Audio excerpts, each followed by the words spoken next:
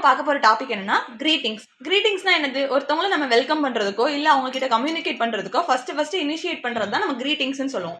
ஃபார்மலாவும் இருக்கு, இன்ஃபார்மலாவும் இருக்கு. ஃபார்மலான்றது என்னன்னா நம்மளோட ஹையர் அத்தாரிட்டிஸ் நம்ம யூஸ் பண்றது என்னது? ஃபார்மலானது. இன்ஃபார்மல்னா நம்மளோட கொலீக்ஸ் கிட்டயோ நம்ம ஃப்ரெண்ட்ஸ் கிட்டயோ நம்ம எப்படி கம்யூனிகேட் பண்றோம்ன்றது தான் இன்ஃபார்மல் மெத்தட்.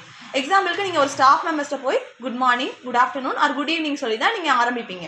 இல்ல உங்க ஃப்ரெண்ட்ஸ் கிட்டன்றப்போ யூ கேன் யூஸ் ஹாய்.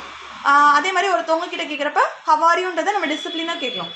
இது இன்ஃபார்மலாக நம்ம கேட்குறப்ப ஹே ஹவ் இட்ஸ் கோயிங் இல்லை வாட் ஆர் யூ டூயிங், இந்த மாதிரி நம்ம எவ்வளோ ஒரு ஆர்டராகவும் நம்ம கேட்டுக்கலாம். பட் ஆனால் ஃபார்மலாக கேட்கறதுக்குன்னு ஒரு சில மெத்தட்ஸ் இருக்கு. It's good to C you, நம்ம அவங்கள பார்த்ததுக்கு அப்புறமா அவங்கள பார்த்ததுல எனக்கு சந்தோஷம் அப்படின்றத ஃபார்மலாக நம்ம இட்ஸ் குட்ஸ் டு சி யூன்னு சொல்கிறோம். இன்ஃபார்மலாக சொல்கிறப்ப WhatsApp, what are you doing, what is the next, இந்த மாதிரி நம்ம கேட்டுக்கலாம்.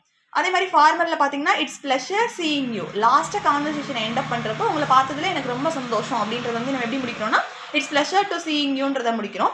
நம்ம ஃப்ரெண்ட்ஸ் கிட்ட சொல்கிறப்போ யூஸ்வலாகவே குட் பாய் ஆர் பாய் சொல்லி நம்ம முடிச்சுக்கலாம். இதை நீங்கள் யூஸ் பண்ணிங்கன்னா உங்களோட கம்யூனிகேஷன் இன்னும் பெட்டராக இருக்கும். தேங்க்யூ.